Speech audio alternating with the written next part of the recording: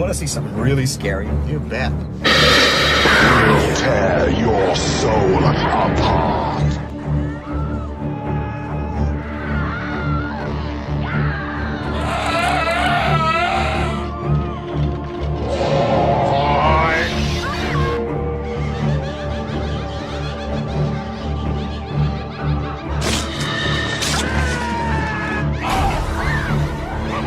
Jesus Christ!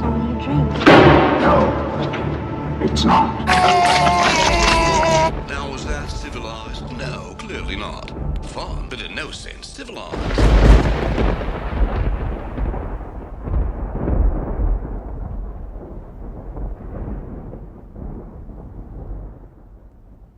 Welcome back to another edition of Deep Cuts, the show that cuts deep into the heart of horror. In our previous episode, I made mention that the first time I really started embracing horror was with Evil Dead 2. So I decided to start our little sub-series on Deep Cuts, the Legacies of Fear, where we spotlight a beloved series in the horror genre. I think we both are mutually in agreement that the one that we just have to talk about above all is the Evil Dead films. Dead franchise. Swallow your soul!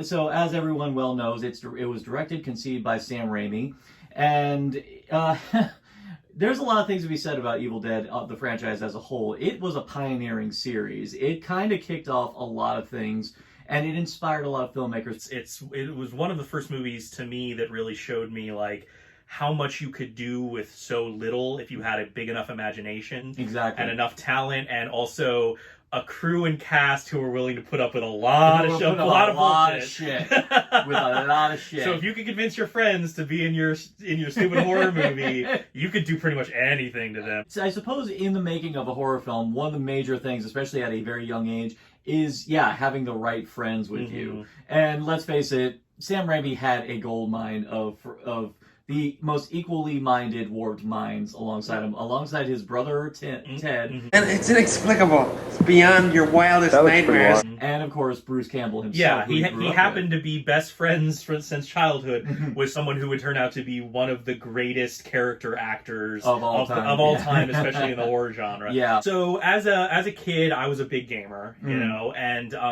I played a lot of PC games growing up, and there was a game that I really loved called Duke Nukem 3D. I knew it. So my friends got me into that game, and if you've never played the game, it's a first-person shooter kind of in the vein of Doom, but what made it really unique was that the character you were playing as, Duke Nukem, had a really big personality, which a lot of those games back then where you're playing as a first-person character didn't have any. The Doom guy didn't say anything. Yeah. But Duke Nukem, he was all about fucking catchphrases. And not only that, stolen catchphrases. Well, so this is where I'm going with this. So you'd be playing, and he would be killing aliens. He'd be like, groovy, hail to the king, baby. And so at a certain point, you know, my friend kind of said to me, he's like, hey, you know, these are quotes from a movie. And I'm like, what are you talking about? He's like, yeah. There's this movie called Army of Darkness. And this is where those quotes came from. And I was like, oh, shit. So I rented Army of Darkness. And I had no idea anything about it. I didn't know the context. All I knew was that's the movie where some Duke Nukem 3D quotes came from. I also saw Army of Darkness first.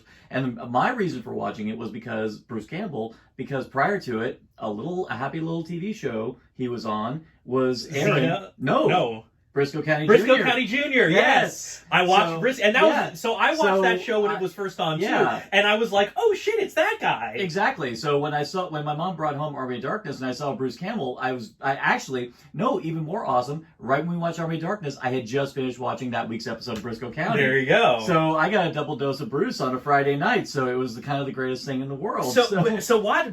What's hilarious is, especially as a little kid, this is pre-internet, you can't just look shit up, you know, you have to know someone who knows something about this, and my parents didn't have any idea, I didn't know who to go to, so, but you watch Army of Darkness, and it opens with a kind of reenactment, a prologue that explains the events of the previous films. So for me, watching that, and it also, again, this was called Army of Darkness. It wasn't Evil Dead 3. And to this day, I lament that they never stuck with the original title, which is Ash versus the Evil Dead. No, Ash versus the Army of Darkness. It was called The Medieval Dead. Oh, that's right. I was like, oh, that is an even better title. Yes, yeah. Watching it for the first time, I was like, wait a minute, is this just a put on? Yeah, Are they making this up, yeah. or is this actually, was there shit that happened here before? And so to move forward just a little bit, and then we can start talking about the movie proper. Course. Then about I think it was my 12th birthday, that same friend who was the guy who was like, hey, this is from a movie, he got me for my birthday a VHS copy of Evil Dead 2. And he was like, this is the movie that they... that came before. So, like, I watched that, and the fucking rest is history. Even watching Evil Dead 2, you're like, wait, so what happened in Evil Dead 1 then? Yeah. And then you come to the realization about Evil Dead 2 is that the first... It's like a remake, the first 10 minutes... Well, the first 10 minutes are a truncated recap of what happened in the first movie. And that's honestly kind of brilliant filmmaking right there, where you can make your movie self-contained but still work as a sequel. Yeah. Because that's how the first 3 movies definitely work. Army of Darkness was actually, funny enough, not my first Sam Raimi film. Which was it? Crime Wave? Fuck that. No, Darkman. Darkman. Oh, that's right. Like the fucking elephant. Hey, look, shout out to Crime Wave, by the way. Everyone seems to be flying, and dying. Army of Darkness was released by Universal. Yes. Which also released Darkman. And they actually put it on the poster from the director of Darkman. Yeah. And which is fucking hilarious in retrospect. It is kind of. Nowadays it's all about Evil Dead. People don't even remember Darkman. Well, really. We should. Yeah, we should. We should, because Darkman's fucking amazing. It's great. It's a good... I thought I was alone in the fact that I discovered Evil Dead, but no, a lot of people discovered Evil Dead through Army of Darkness. Absolutely.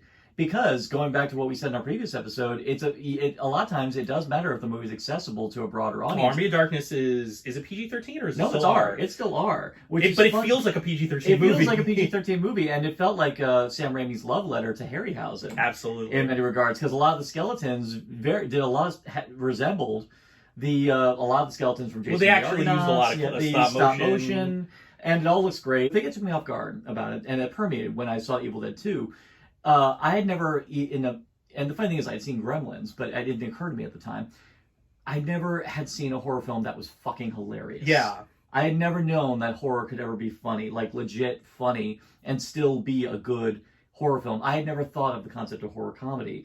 And for a lot of people who are who would not be prepared for the craziness of Evil Dead 2, Army of Darkness is a good starting point, because even though it's crazy and it's wacky, it's leans so far into the comedy. Yeah. That it's more of an adventure comedy with some horror elements. Yeah, exactly. You know, it's really not. It's not even that violent. I mean, like, not even. Because, like, I think you have the bloodiest moment is when he cuts the hand off of the Deadite and the. Not even that. Also, can I just point something out that I love in that moment? What? I love, it's such a small detail, but I love that Ash leans over to look into the pit, and there's the noise, and then there is a bright red light on his face. Like, where the fuck does that come from? That makes no sense, but it's such a specific detail.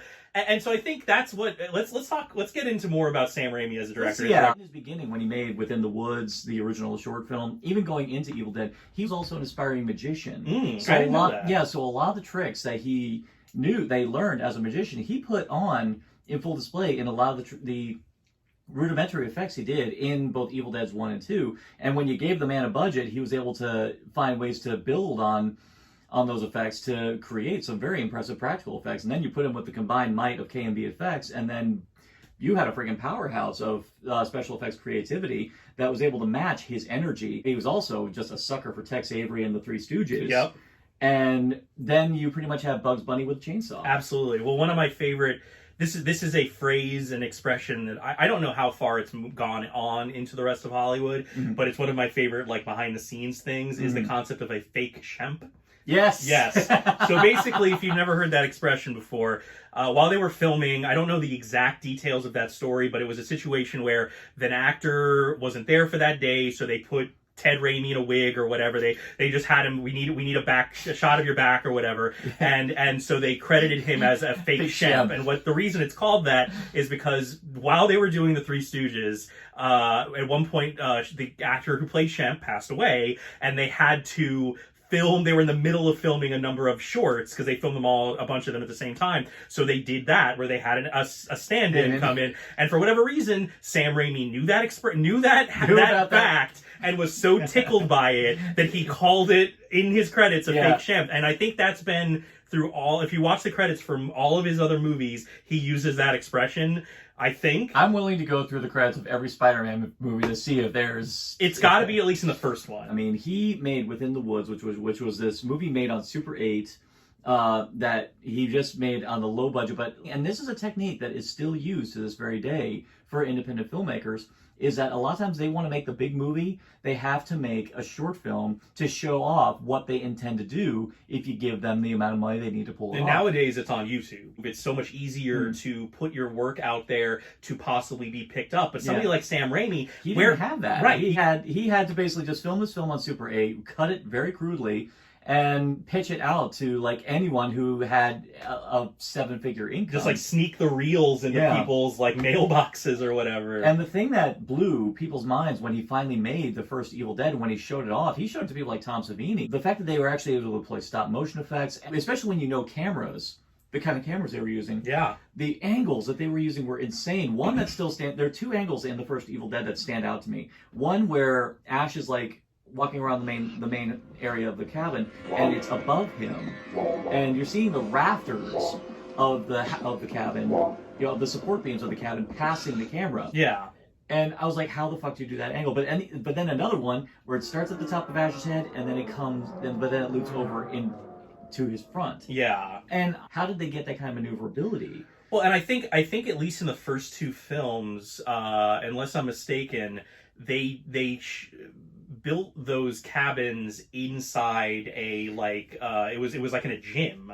The second one was made was actually they built an entire, it was during the summer in I think it was filmed in North Carolina, but they had a gym because it was the summer, so of course no one was using the gym, so they built a 2-layer set with the cabin up top, and because they knew they had to go down the cellar, they had a lower level as well. Now, this was great because it was able to control the elements, but unfortunately, the major problem with filming in a gym, and a problem is with most warehouse sets, especially on a low budget, really hot. Speaking from my own experience, actually, really fucking hot, because you can't blast the air conditioner because it'll be picked up on the sound. So you can't. So unfortunately, but what's interesting though is the reason I bring that up is I think Sam Raimi, that was something that Sam Raimi understood about filmmaking that a lot of first-time horror directors or early on horror directors didn't, was that if you have a controlled set like that, you can do so much more with camera angles than you would be if you did it on location.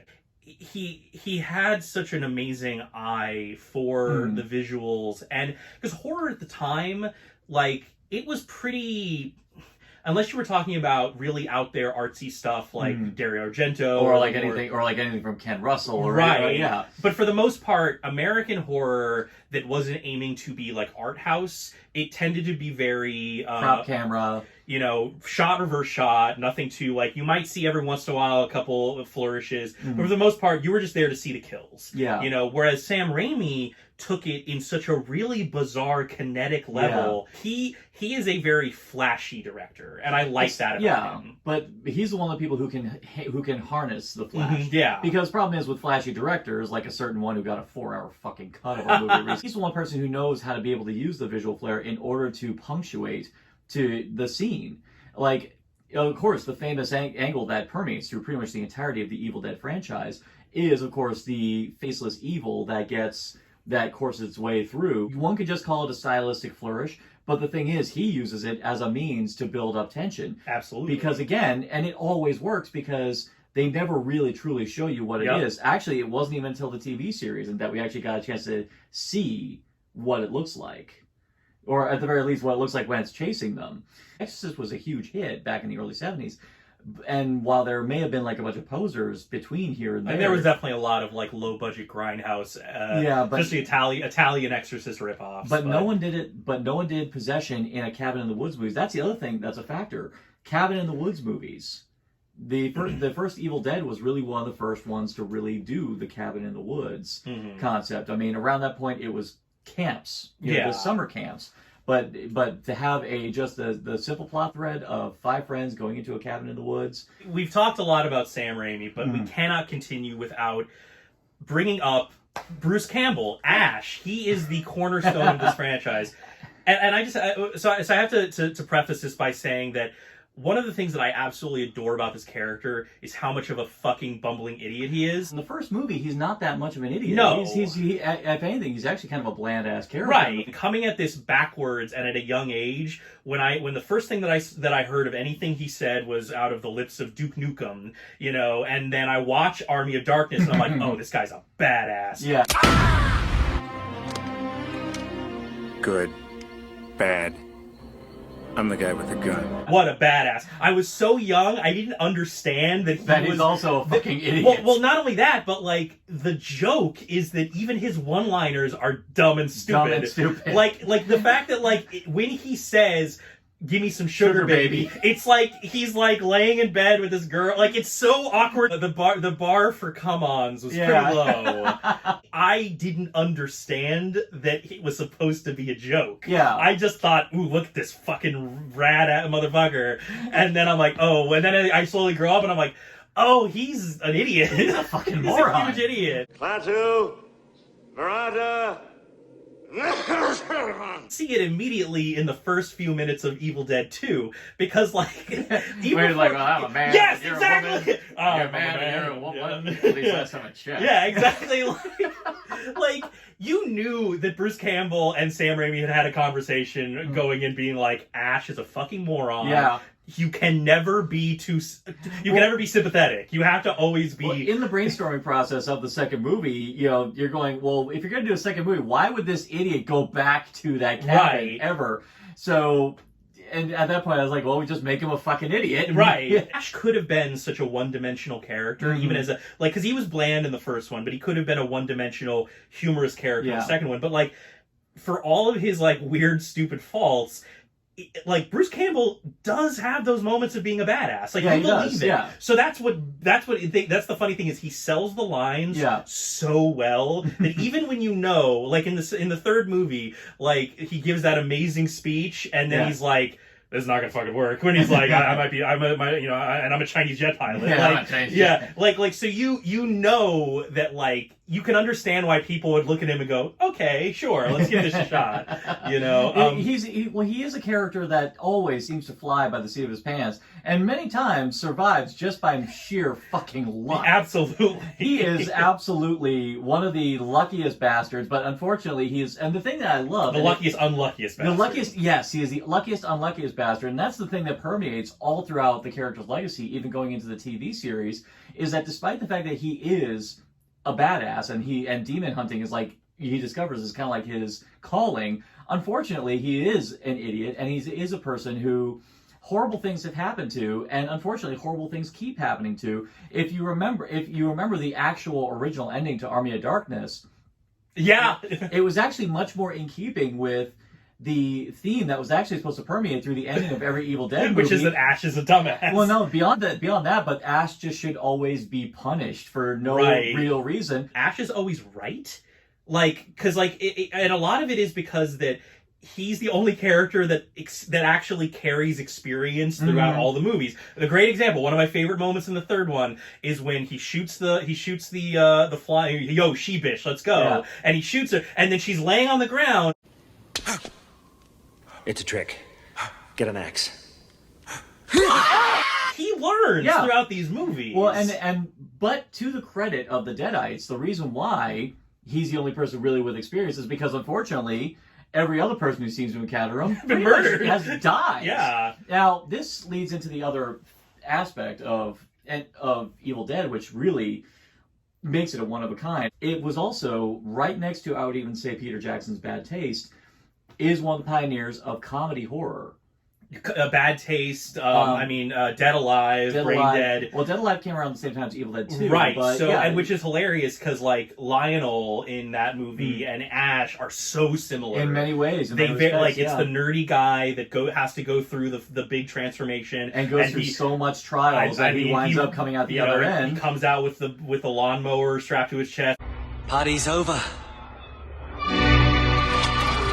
Those two movies are a piece. And, like, I didn't see Dead Alive until long after I had seen Evil Dead, but I was like, oh, this is my shit, basically. There have been humorous horror films before. Of course, going all the way back to the days of Abbott and Costello. Yeah, absolutely. But this is the first time that people thought Bugs Bunny style horror comedy. Well, there's an expression that got coined, a lot of it from Evil Dead, and it's splatstick. Yeah. This is what I always say to friends who want to watch it but don't like gory movies. I'm like, it's so cartoonish that it loses all meaning. It's one thing to see like, oh, somebody get their head cut off or whatever, but like when you're in a situation where you're literally like watching as thousands of gallons of blood are shooting out of every hole in a wall, like it loses all horrible meaning, and it's literally just Bruce Campbell slipping and sliding and falling on his ass. The first real tip off to me that Evil Dead 2 is going to be on another level was when the corpse of Linda grabs Ash through the window and starts repeatedly smacking his head on the planks that he boarded up the windows. Yeah. In any other horror film, like one or two times, his head would be like this horrible, bloody, smashed-in mess. But because Bruce Campbell is coming out of it looking practically the same as a cartoon does, or like the Three Stooges do, and basically the best he's reacting is just... Yeah. There should be fucking like cuckoo birds flying around. Yeah, I'm glad. Well, I'm pretty sure at the part when he has cut his hand off and he's chasing it around and like doesn't there is at least at some point where the soundtrack does the like da da da da da da like there's some kind of cartoonish or just or even just when you have beyond that, even before Ash even cuts the hand off, but when the hand. Ash is unconscious, and the hand is actually, and very unrealistically, pulling him. Managing to pull his apparently Ash's fingers are incredibly strong. Oh, and beyond that, there's a POV shot. Yes. As it creeps towards the cleaver. Because the movie establishes its tone so freaking well, you just buy it. It does establish that tone, but it actually does take a little bit of time to be a little creepy. Like all of the stuff with Linda before that moment, it looks cheesy now because it's a very old effect, stop motion. But when Linda's corpse comes out of the ground and starts doing the ballet dance, like that is actually really fucking creepy. Yeah. I will never forget this sound effect, but when she goes... She just leaps off into the distance. Like, it's such a weird detail. But, like, everything up to that point, it's the moment when Linda's body bursts through the door with the chainsaw and looks like a Muppet. Yeah. I have two favorite experiences watching Evil Dead 2. One, me and a couple friends went to go see Spider-Man. One of the friends I went with never saw Evil Dead. Never even was aware of it. So, of course, my first instinct, after we were done, we had time, so we went back to my place. I showed him Evil Dead 2. Of course, Evil Dead 2, and that's the funny thing. Evil Dead 2, nowadays, for the uninitiated, Evil Dead 2 is the one you show him first. Oh, absolutely. You don't show them Evil Dead 1. So, his reaction, he was dumbfounded. He did not know how to react to this movie. He was like, somebody let this guy make a Spider-Man movie? It's the same way like when I showed, Friends Dead Alive. Yeah. Like going, this guy made Lord of the Rings. Yep. But he did not know how to react to this movie. He didn't know whether or not to be scared of it. Because, I will say this, as far as like horror, it's like relentless. It's energetic. It was billed itself as the ultimate experience in grueling terror. And even the second Which really, that was just describing the actors had to go through. Yeah, exactly. But even then, for anyone who's never experienced a movie like Evil Dead 2 before, it's far more intense from a pacing perspective than most modern horror. And also the fact that, like, 75% of the movie is one dude by himself. Which, it's not until, Bobby Joe and... not until... Annie, Ed show up at the airstrip that you realize, there's going to be other characters. Right, involved. which, like, the first time I saw that, I was like, wait, what? I was like, other characters? Okay, all right. Yeah, because they didn't mention any of those characters in the prologue part of Army of Darkness. Yeah, exactly. The beautiful thing about Evil Dead 2 is that this is a movie that is great for just casual sit-down viewing, but it's even better for party viewing. Oh, yeah. Because the second experience that I had was I brought it to a party, a Halloween party, and everyone was transfixed watching Evil Dead 2. They all were having so much fun. One girl who was sitting in amongst us actually hated the character of Annie so much because she annoyed the hell out of her for some strange reason, and she was the one who unfortunately kept surviving until the dead end. And she's like, and my favorite is that she just goes, "Good, she's a fucking cockroach." Her irrational hatred towards Annie, I have no idea why, but it just was endearment to me. There are no likable characters in that movie, especially. Oh, if you consider Ash I to do be... consider Andy, and you know, Ash, despite his flaws, is a likable, and that's actually another miracle that Ash from Evil Dead 2 onwards, especially into the series, is that even though he has every kind of deplorable trait that, especially nowadays, he is pretty much the quintessential toxic masculinity. Yeah. Somehow, some way, they're able to make it work and still make him the most likable character. And I think a lot of it is because he's such an incorrigible doofus. Right, exactly. Like, you can't take him seriously enough to be mad at him. Exactly. And I think what counts is that if you have to, what makes it work is when you have characters around him who are not taking him as seriously. And I think another endearment that makes the TV series so good is the fact that he's got Pablo and Kelly next to him, who are characters who are not charmed by him. No, not at all. But they unfortunately are stuck with him. So that makes it work. So obviously for horror fans like us, the Evil Dead trilogy has been one of the defining features of our fandom. Yeah. However, what's really interesting about Evil Dead, I think more so than any other cult property, is it has expanded into so many different realms. Yeah. Video games, a big budget remake, a television series, and there's even talk about another movie. Right, exactly. Which, you don't see for something that was only a 3-movie kind of trilogy that was still considered a cult classic. Yeah, that was just made by a bunch of guys. That was originally just made by a bunch of guys. Yeah. Who were just making a crazy ass movie just because they just want to amuse themselves. Basically. Yeah. But so there's so much of that surrounding media that I think we should talk about. Oh yeah. But John, do we have time on this episode? In this episode, absolutely fucking not. So, what scares you?